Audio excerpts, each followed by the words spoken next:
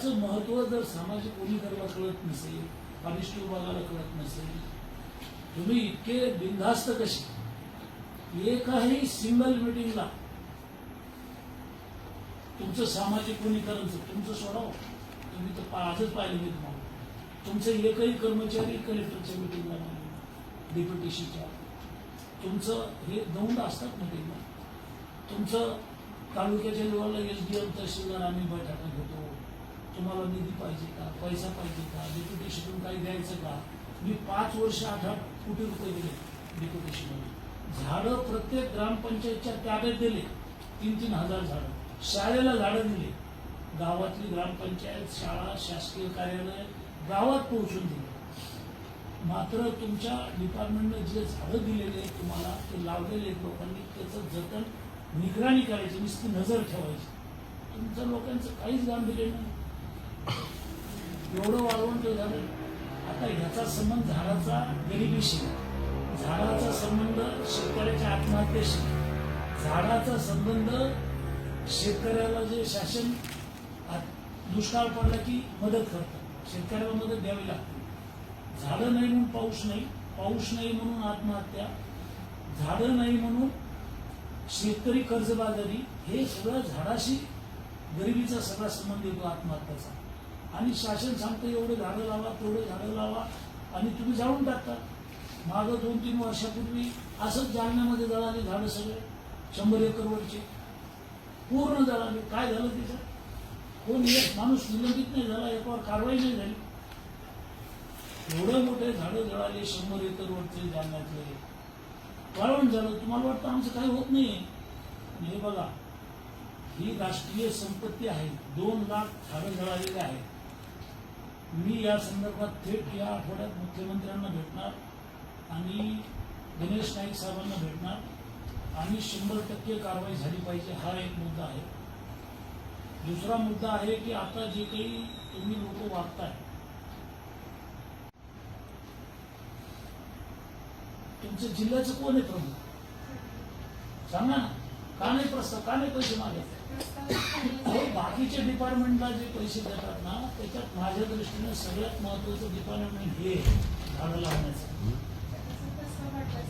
मागे पाठवलंच नाही. 1 वर्ष झाले तुमचं पठाण नावाचं कोणतरी पठाणकोट आहे, यांचं ऐकत नाही. तो समजा म्हणतो काय करायचं नाही, पाठवलं त्यांनी.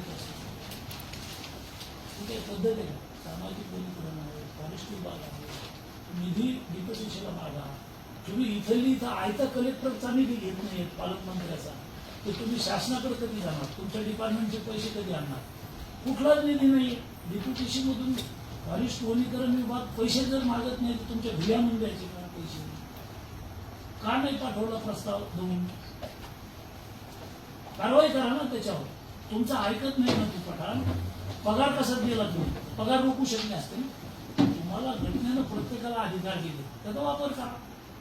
जो अधिकारी वरिष्ठ अधिकाऱ्याचा ऐकत नाही, त्याच्या पगाराचा प्रश्न येतो, तर त्याचा पगार बंद करू शकता ना तुम्ही. वर आता गेलं आमचे 2 वर्ष, निधीच मागत नाही तुम्ही. आता जे 2 लाख झाडं मिळाले मॅडम, जळाले, तर याच्यात आपण जास्तीचे नका. तिथं 10 लाख झाडं बसते आपण लावायला मिळतो. अटल वन जर केलं तुम्ही, तिथे 50 लाख झाडं बसते, एवढी जागा आहे. आता कमीत कमी जे 2 लाख जळाले, ते 2 लाखाचा तर प्रस्ताव द्या, मागणी करा. आणि ते जे झाडं जळाले 2 लाख, तितके झाडं भरून करा, लावा ते झाडं. आणि चांगले राहतील असे झाडं लावा. त्याच्या पाण्याची व्यवस्था करा, त्याचा डिप्युटेशनमधून पैसा मागा. काही पैसे तुम्ही तुमच्या डिपार्टमेंटकडे पाठपुरावा करा. मी गणेश नाईक साहेबाला सांगून 1 लाख झाडं डेप्युटेशनमधून पैसे मागा, किती लागतात त्याचं इस्टिमेट करा. मंत्र्यांना बोलून जे जळालेले झाडे विभागीय स्तरावरून काही प्रयत्न करून त्यांच्याकडून सरकारकडून काही वेगळा निधी आणून ती जी जखम झाली ती भरावं लागेल. आणि ह्याच्यात आता खूप चुकीचं वागलात तुम्ही सगळे लोक. 4 दिवस सगळं 4 गावचं शिवार जळालं. 5 ते 6 किलोमीटर डोंगर येतो. तुमचे तलाठी, मंडळ अधिकारी ह्यांनाही नोटीस द्या, नका निलंबित करू. त्यांच्या सर्व्हिस बुकात नोंद घ्या, जन्मभर तलाठी राहील. प्रमोशन होणार नाही. त्यांचं एखादं इन्क्रिमेंट कमी का, आपण काय झालं वाऱ्यावर सोडून गेलो. आता अंबडमध्ये घोटाळा झाला, 40-42 लोक जेलमध्ये गेले. आता कोणी अधिकारी हिंमत नाही करणार. तसं याच्यामध्ये जे काल तुमचे लोक आले, मी तुम्हालाही फोन केला 4-5 वेळेस, तुमच्या याच्यावर व्हॉट्सअपला टाकला, तहसीलदारला टाकला, बाबा असं असं आग लागलेली आहे, ह्या लोकांना आपल्याला काही मदत करायची आहे, तर तुम्ही कोणी लोक शनिवार रविवार सुट्टीवर नसतात, सुट्ट्या वनीकरण विभाग गेलं नाही. तुम्हाला सगळ्यांना मी कळवलं, ड्रॉप तयार करून पाठवला, फोन लागत नव्हते, कोणीही लोक तुम्ही त्या दिवशी गेले नाही. दुसऱ्या दिवशी तुम्ही लोक तिथे पोहोचले, मोजके 2-3 जण. जर कलेक्टरला, SDM ला, तहसीलदारला तुम्ही लोकांनी कोणाला फोन केला असता तर आमच्याकडं फायर ब्रिगेडच्या गाड्या, अंबडला गाडी होती, परतूरला गाडी होती, जालन्याला गाडी होती, भोकरदनला गाडी होती. जिल्ह्यात 5 गाड्या आहेत. एका तासात आग गेली असते. कोणीही तुम्ही लोक मरून पडले, काहीच तुम्हाला गाव दिली नाही.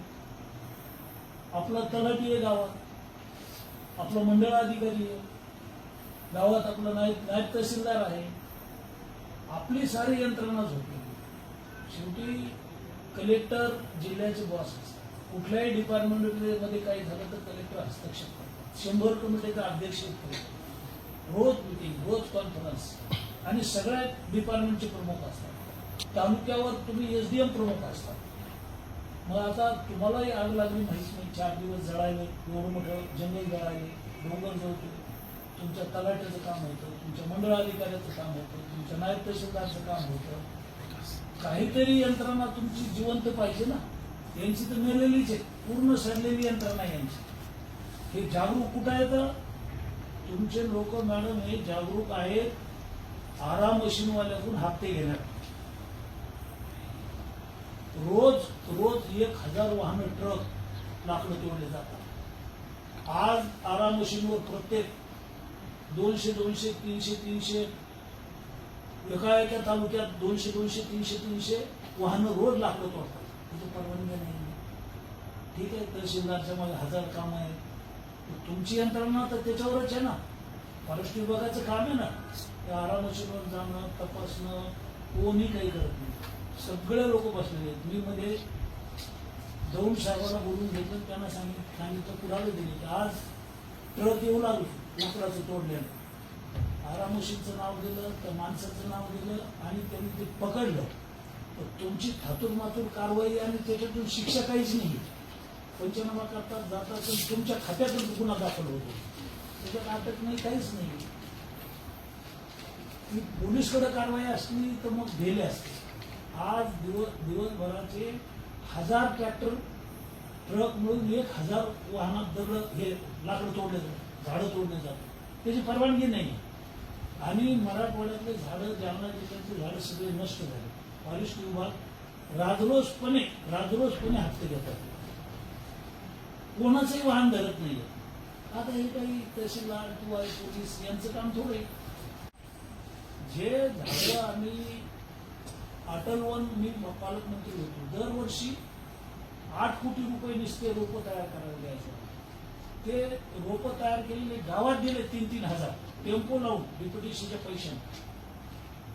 आज त्या राणी वाहेगावचं पूर्ण अटल वन तोडलं लोकांनी. तुमचं सामाजिक वनीकरणच्या अधिकाऱ्यांना फोन केला की बाबा हे असं आहे, तिथलच्या मोटरा चोरी गेल्या, तिथलचे झाडं तोडले, काही केलं नाही. त्यांनी सांगितलं ग्रामपंचायतकडे वर्ग केले. मी ग्रामपंचायतच्या ग्रामसेवकला बोलवलं, BDOला बोलवलं, त्यांनी आमच्याकडे वर्ग केलेलंच नाही. तर जे आहे ते जतन करणे झाडं, ते एवढी मोठी आग लागल्यानंतर गांभीर्य तुम्हाला लोकांना नाही. आता कारवाई होईल, निलंबित होतात, गुन्हे दाखल होतील. मी मंत्री महोदयांना, गणेश नाईक साहेबांना कालच बोललो, उद्या परवा जाणार आहे तिथं, त्यांची भेट घेईन मी. पण आता तुमच्यावर फौजदारी करून, तुमच्यावर गुन्हा दाखल करून, तुम्हाला निलंबन करून आमचे 2 लाख झाडं येतील का? ते झाडं लावायला किती कष्ट लागतात. आणि तुमचं सामाजिक वनीकरण किंवा फॉरेस्ट विभाग सांगते की एक झाड तोडणं म्हणजे एक लेकरू मारून टाकणं, एक कत्तल करणं, झाडाची कत्तल म्हणजे एक खून केला तुम्ही, 2 लाख खून केले तुम्ही, 2 लाख लोकांची माणसंच मारलेत तुम्ही. झाडाचं महत्व तुम्हाला माहित नसेल. मी GR काढला शासनाचा झाडाच्या संदर्भात, वृक्षाच्या संदर्भात, मंत्री असताना कॅबिनेटला मांडलं की पाऊस पाडणाऱ्या जातीचे जे झाडं आहेत ते नर्सरीमध्ये लावत नाहीयेत, शोची झाडं लावतात. हे झाडं वांजुटे आहेत, याच्यापासून पाऊस पडत नाही, हे झाडं लावू नका. अशोकाच्या झाडासारखी झाडं काय उपयोग आहे, एवढा खर्च होईल. तर मी GR काढावा लागला. सुधीर भाऊ त्या खात्याचे मंत्री होते, फायनान्स मिनिस्टर होते. शासनाने कॅबिनेटला निर्णय घेतला की हे मी म्हणलं हे वांजुटे झाडं लावू नका, पाऊस पाडणारे झाडं लावा. पाऊस का पडत नाही तर त्याच्यात हे एक कारण आहे मराठवाड्याचं की मराठवाड्यात पाऊस दुष्काळ पडतो नेहमी. त्याचं कारण झाडं सगळे तोडले तुमच्या कृपेने. सामाजिक वनीकरण आणि फॉरेस्ट विभागामुळं मराठवाड्याचं वाळवंट झालंय. ज्या विभागात जास्त झाडं त्या विभागात जास्त पाऊस, कोकणामध्ये जास्त झाडं जास्त पाऊस, विदर्भात जास्त झाडं. एकूण जमिनीपैकी 65% जमिनीवर चंद्रपूर जिल्ह्यात झाड आहेत. माझं झाडावर 2 तास मी कार्यशाळा घेतली होती पंढरपूरला. महाराष्ट्रातले सगळे साधू संत, कीर्तनकार, रामायणाचार्य, भागवताचार्य, मोठमोठे लोक आले होते तिथे. 300 लोकांची कार्यशाळा होती. झाडाचं महत्व सांगितलं की तुम्ही कीर्तनात सांगायला आणि GR काढून दिलं तुम्हाला की ही. दुसऱ्या दिवशी आले तुम्ही, दुसऱ्या दिवशी आले तुम्ही, तर आलेच नाही. तुमचा फोटो लावा इथं. काय नाव आहे तुमचं? पोकळे. आणि विरोधकर कोण? तुम्हाला तर आजच पाहिजे आम्ही सगळ्यांना.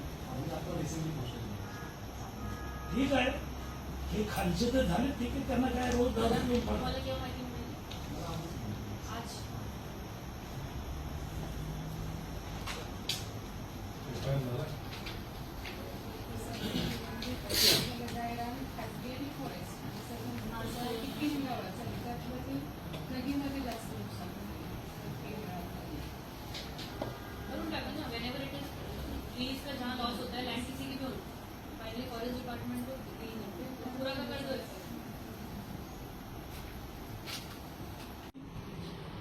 अंतिम सगळ्या गोष्टीचा साधक बाधक विचार होईल की जनतेच्या सोयीसाठी अपर तहसील कार्यालय कुठं सोयीचं आहे. जालन्यात एक होतं तर दुसरं केलं, पण गैरसोय आहेच ना लोकांची 5 सर्कलच्या. त्याच्यामुळं तुमच्या 2 सर्कलमध्ये लढाई करू नका. मेयरला करायचं का शेवलीला करायचं, तर जिथं फिजिबल वाटतं कलेक्टरला की हे लोकांच्या सोयीचं आहे, तर हे दोन्ही लोकांच्या सोयीचे आहेत आमच्या दृष्टीनं. शिवलीला झालं काय, मेयरला झालं काय, ताटातलं वाटीत आहे, वाटीतलं ताटात आहे. तुम्ही मी काही फार जास्त तुटूस तर ताणू नका. एक तर निर्णय झाल्यावर तुम्ही जागे झाला, निर्णय व्हायच्या अगोदर तुम्हाला कोणाला माहित नाही, आपण आपल्या कामात आणि निर्णय झाला. आता निर्णय बदलायचा तर कलेक्टरकडून त्यांनी अहवाल मागितला. SDM आहेत, RDC आहेत, कलेक्टर आहेत. लोकांच्या सोयीसाठी मी मांडलेले मुद्दे लक्षात घेऊन ते प्रस्ताव पाठवतो. त्याच्यात प्रस्ताव जाईल आणि मंत्री आणि प्रधान सचिव त्याच्यामध्ये जो काही निर्णय घेतील ते आपण मान्य करू. पण मला जर विचारलं तर मी त्यावेळेलाही सांगितलं त्यांना की हे त्या 5 जिल्हा परिषद सरकारच्या दृष्टीनं एक तर शिवलीला व्हावं किंवा मेयरला व्हावं, आणि त्या भागात होतं अपर तहसील कार्यालय पूर्वीचं. बाकी तुम्हाला ह्याच्या पलीकडे काही माहित नाही. आणि बोलायचं असेल तर शॉर्टकट एखादा मुद्दा कलेक्टरच्या समोर मांडू शकतो. तहसीलदार, BDO, सुट्टीचं सगळे अधिकारी कामातच असतात. शनिवार रविवार सुद्धा आमचे उद्घाटन असतात, दौरे असतात. शनिवार रविवार सुद्धा माझ्या अधिकारी सुट्टी घेतली आणि कोणी दुःखी नाही आहेत तुमच्यासाठी. आमचे 2-2 हजार लोक होते. छत्रपती शिवाजी महाराज स्वराज अभियानला शिबिराला 2,000, 3,000, 2,000, 3,000 लोक होते. तुम्ही आले होते का काय? हो. त्याच्यामुळं ज्यांनी चूक केली ते तलाठी असेल, मंडळ अधिकारी असेल, एक इन्क्रीमेंट कमी करायचेच. काही ना काही धक्का लागला पाहिजे. कसं करायचं, काय करायचं, आरडी साहेब त्यांना मार्गदर्शन आणि आम्ही करा. कारवाई करणार साहेब, कारण हे चुकीचं आहे. अशी गोष्टी जेव्हा जगामध्ये होत आल्या सगळीकडे नेगेटिव्ह आणि सगळे ऑफिसर्स फील्डमध्ये पाहिजे. जेव्हा इमर्जन्सी येते, जेव्हा असं डिझास्टरची सिच्युएशन असते, तेव्हा आपलं जास्त रोल असतात. साधारण सिच्युएशनमध्ये तर ऑटोमोटवरती ॲडमिनिस्ट्रेशन रन होतात, पण बरेच गोष्टी अशी सिच्युएशनमध्ये मग काय झालेलं आहे एक्झॅक्टली तुम्ही पण सांगा ना.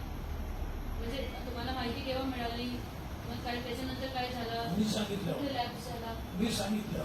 ते 15 तारखेला वनरक्षक होते बघा, त्याच्यामध्ये ते